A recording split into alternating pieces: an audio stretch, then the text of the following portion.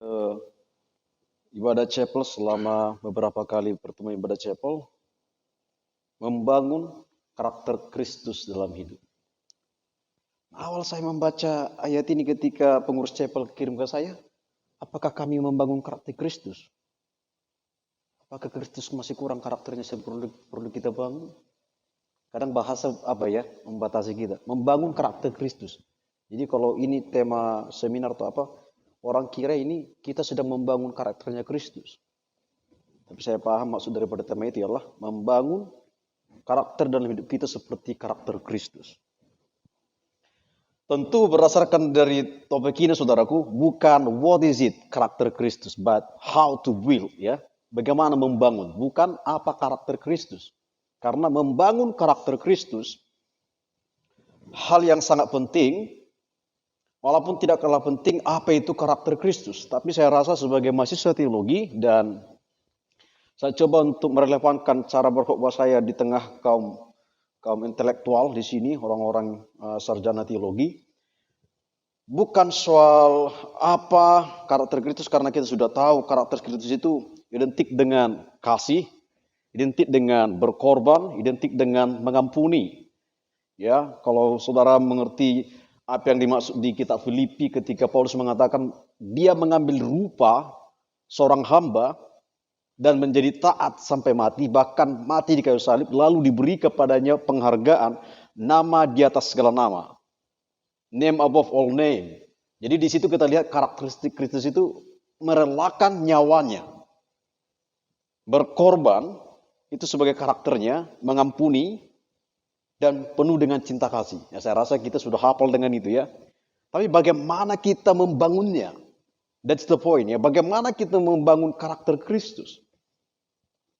Kita buka di Kolose pasal yang kedua, ayat yang ke-6 sampai yang ke-7. Dari sini kita belajar bagaimana membangun karakter Kristus dalam hidup kita. Saya ingin kita membaca secara serentak ayat yang ke-6 sampai yang ke-7, Kolose pasal kedua. Kita baca 2-3 ya. Kamu telah menerima Kristus Yesus Tuhan kita, karena itu hendaklah hidupmu tetap di dalam Dia. Hendaklah kamu berakar di dalam Dia dan dibangun di atas Dia. Hendaklah kamu bertambah teguh dalam iman sebagaimana telah diajarkan kepadamu, dan hendaklah hatimu melimpah dengan syukur. Saudara, tentu Paulus sangat menekankan kristosentris di sini, dan itu sangat penting karena berbicara membangun karakter, saya rasa bukan hanya kekristenan yang maju untuk memberikan gagasan tentang itu. Secara psikologi, ilmu-ilmu humanis sangat berperan membangun karakter. Tapi apa bedanya dengan orang Kristen? Apa bedanya dengan kita yang berakar di dalam Tuhan, sementara dunia juga mengajarkan karakter? Saudara perlu baca buku-buku yang bagus, bestseller, yang dibaca secara pendekatan psikologi dan humanis, akan membangun karakter yang mungkin kita rasa itu karakter yang baik. Tapi Paulus justru melawan nilai-nilai filosofis yang menyusup di tengah jemaat, dan dia tidak mau jemaat itu dibangun karakternya dengan cara yang berbeda. Dan memang masif pengajaran di kota Kolose itu, masif dengan ilmu-ilmu filsafat dan ilmu yang bersinkronis dengan agama, membangun masyarakat di sana dan mereka mungkin mendapat moral yang baik. Tetapi Paulus justru maju dan berkata, no, bukan itu caranya. There is no way, tidak ada cara yang lain. Dikatakan di situ, sebelumnya sebenarnya Paulus telah menjelaskan yaitu kemuliaan Kristus di pasal yang pertama. Saudara lihat nanti di situ, itu merupakan kristosentris yang sangat tinggi sekali. Dan tidak ada bandingnya dengan kristosentris Paulus di surat-surat yang lain. Tetapi setelah dia bersaksi dengan pelayanannya, dikatakan bahwa dia merelakan nyawanya sekalipun demi jemaat Tuhan. Sampai dia di ayat yang ke-6, dikatakan, kamu telah menerima Kristus Yesus Tuhan kita. Karena itu, hendaklah hidupmu tetap dalam Dia. Nah, karena saudara masih teologi, jangan ikut cara saya berkhotbah di tengah jemaat. Saya berkhotbah di tengah saudara, izinkan saya baca bahasa Yunaninya di sini. Os un paralabete ton Christon Iesun ton kurion en auto peripateite. Jadi dikatakan os un parala bete, itu kalau dibahasakan sederhana bisa dikatakan begini. Biarlah engkau hidup di dalam Dia senantiasa, sebagaimana engkau telah menerima Kristus. Dan dikatakan di sana di ayat ke-7, dan hendaklah kamu berakar. Berakar di sini lebih tepat dibangun, ya, pondasinya. Berpondasi lebih tepat dan dibangun di atas Dia, dan hendaklah bertambah teguh iman, yaitu Kristus, dalam Kristus, yang telah diajarkan sebagaimana yang telah diajarkan kepadamu. Saudaraku, kita perlu belajar di sini bagaimana membangun karakter Kristus dalam hidup kita. Tidak ada cara yang lain. Dikatakan kita harus hidup senantiasa, berjalan, itu artinya di sini peripateite, ya, berjalan, hidup di dalam Kristus sebagaimana kita telah. Jadi menerima di sini sebuah peristiwa yang sudah terjadi.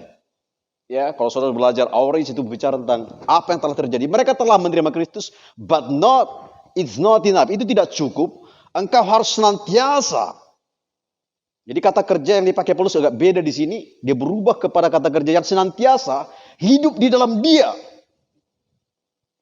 Tetapi dijelaskan di sana, hidup di dalam Dia itu sebagai kata kerja utamanya. Dijelaskan dengan beberapa penjelasan, yaitu kata kerja partisip dalam bahasa Yunani. Tapi itu penting kita pelajari, yang tidak bisa dilepaskan dari kata kerja senantiasa hidup di dalam Dia. Artinya Paulus sedang menjelaskan apa yang dimaksud dengan hidup di dalam Dia, sebagaimana kau telah menerima Kristus. Dikatakan di sana, di ayat 7 dilanjutkan, hendaklah kamu berakar di dalam Dia dan dibangun di atas Dia. Kata kerja berakar dan dibangun, ini bukan kata kerja aktif. Artinya bukan kita yang berperan utama, tetapi melalui Kristus kita dijadikan berpondasi. Jadi sehingga kata berakar dan dibangun tidak bisa diubah. Kadang-kala memang bahasa di sini membatasi kita. Berakar langsung kita berimajinasi, oh pohon. Ada pohon berakar. Tetapi kan dikatakan kata selanjutnya dibangun. Jadi Paulus sudah mengatakan, engkau harus dipondasikan dan dibangun. Nah, kata dipondasikan di situ merupakan yang sudah terjadi, ya. Tetapi kata dibangun itu kata instruksi yang terus menerus. Berarti kalau jemaat ingin dibangun karakternya, maka pertama sekali mereka tidak bisa dibangun di luar Kristus. Mereka harus tertancap kuat, berpondasi seperti bangunan yang kita singgahi ini, berpondasi dengan mantap. Lalu setelah dia berpondasi dalam Kristus, maka dia mulai dibangun senantiasa. Nah, di sini saudaraku, kita percaya bahwa kita telah diselamatkan, tetapi kita percaya melalui ayat ini, kita harus senantiasa dibangun. Sehingga dengan demikianlah karakter Kristus bisa bertumbuh di dalam kita. Jadi bisakah karakter Kristus terjadi dalam satu malam? I don't think so. Ya. Bisakah dalam KKR satu malam? Satu malam full KKR gitu, nggak ada lagi gitu. Satu malam full KKR bisa. Supaya terjadi kebangunan rohani atas generasi ini, atas gereja ini, kita buat KKR 1 minggu. Cukuplah itu. No. Kita harus dibangun senantiasa. Kita harus dibangun terus menerus. Jadi tidak ada di sini akhir sebelum Kristus datang. Saya tidak tahu seberapa kualitasnya karakter Kristus dalam hati saudara, dan saya tidak punya hak untuk menjudge itu. Tetapi itu bisa diidentifikasi apakah saudara bersedia terus dibangun. Kalau saudara rela terus dibangun, maka karakter Kristus akan semakin terpancar dalam kehidupan saudara. Dan selanjutnya dikatakan di sana, saudaraku, hendaklah kamu bertambah teguh dalam iman. Nah, izinkan saya sekilas saya menjelaskan bagaimana gereja-gereja awal menafsir frasa ini. Sehingga beberapa terjemahan malah mengatakan, hendaklah kamu teguh dengan imanmu. Jadi imanmu yang meneguhkanmu. Itu terjemahan dari beberapa manuskrip mereka baca. Nah, sementara yang lain menerjemahkannya, hendaklah kamu teguh di dalam iman.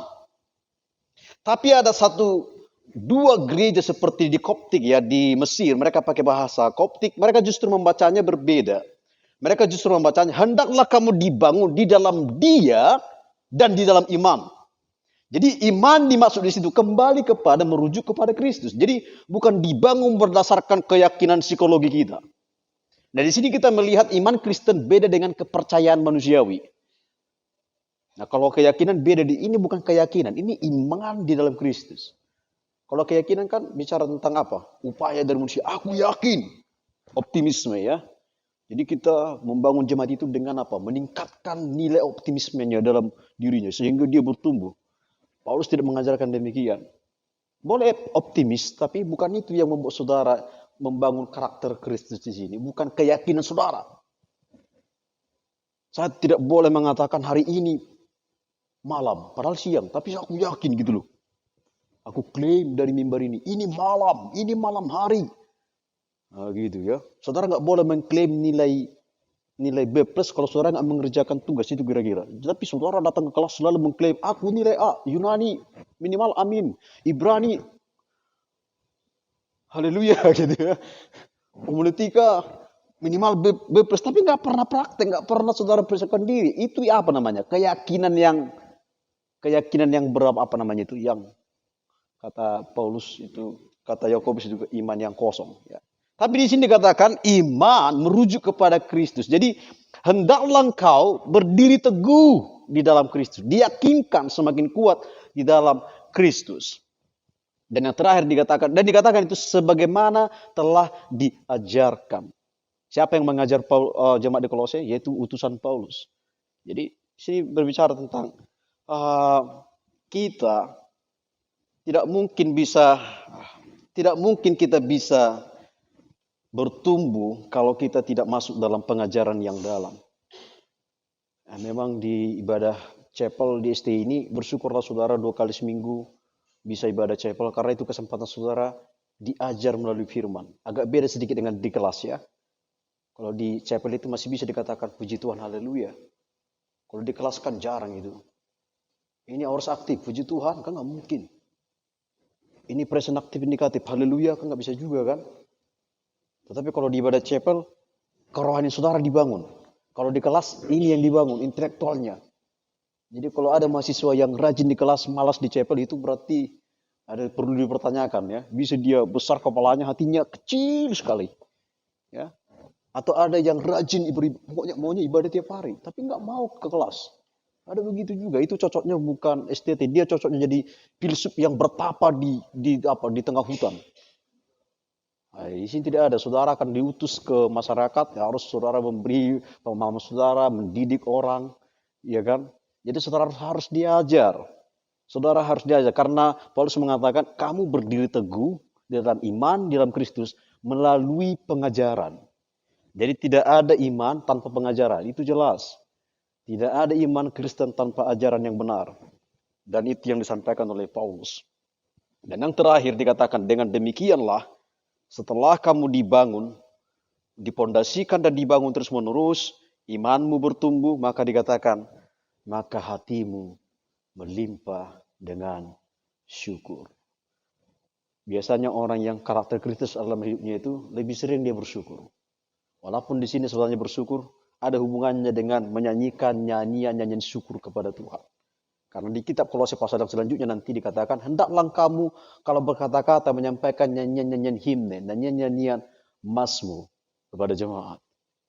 Jadi kalau kita memang tanda-tanda salah satu orang yang bertumbuh imannya dan karakter Kristus dalam hidupnya, hatinya penuh limpah dengan syukur. Walau wajahnya agak kaku, tapi hatinya melimpah dengan syukur. Ibu Leni beda dengan saya. Ibu Leni memang wajahnya lebih friendly. Pak Arnold sedikit lebih friendly dari saya. Saya agak kaku. Walaupun saya pernah guru sekolah minggu, tapi itu ternyata tidak mengubah gaya saya. Tapi saudara percaya juga, hatiku penuh limpah syukur walaupun wajah saya sering kaku di hadapan saudara. Karena karakter kritis dibangun. Ya, dan wajah saudara tidak boleh bermunafik menutupi keadaan hati saudara. Saudara nggak perlu senyum kalau hati memang tidak baik. Iya kan? Nggak perlu pura-pura begitu. Oke lah, kenapa ada hubungannya ke situ? Saya berharap melalui pemberitaan yang sederhana ini, Kita mau dibangun karakter kita melalui apa? Kalau kita dipondasikan dan dibangun dalam Kristus, iman kita bertumbuh melalui pengajaran, sehingga hati kita penuh dengan limpah syukur. Demikian pemberitaan firman hari ini. Terpuji termulia namanya Tuhan. Terima kasih buat firman Tuhan yang telah disampaikan. Biarlah Rohmu senantiasa yang berbicara, menyuarakan firman-Mu lebih kuat lagi di hati kami, sehingga hati kami, hidup kami berfokus kepada Kristus sebagai landasan dari iman kami, karakter kami dibangun. Dimuliakanlah anak-Mu Tuhan Yesus Kristus. Di dalam nama Yesus kami berdoa. Amin.